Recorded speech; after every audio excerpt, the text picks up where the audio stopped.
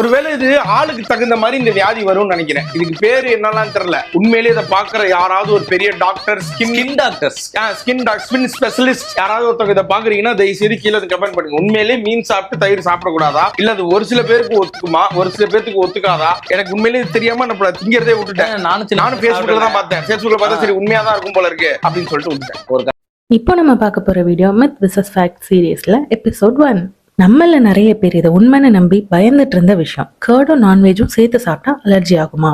ஆனா இதோட ஃபேக்ட் என்னன்னா, நார்மலா சில பேருக்கு நான்வெஜ்ல அலர்ஜி இருக்கும். Like seafood, prawn, crab இந்த மாதிரி எல்லாம் சாப்பிட்டாங்கன்னா உடம்பெல்லாம் இச்சிங் வர்றது, இச்சிங்கோட சேர்த்து பாடி ஃபுல்லா ரெட் பேச்சஸ் வர்றது, இந்த மாதிரி எல்லாம் ஆகும். இதே மாதிரி சில பேருக்கு கர்ட்னாலையும் அலர்ஜி இருக்கும். இது மாதிரி உங்களுக்கு எந்தவித அலர்ஜியும் இல்லைன்னா நீங்க தாராளமா ரெண்டையுமே சேர்த்து சாப்பிடலாம்.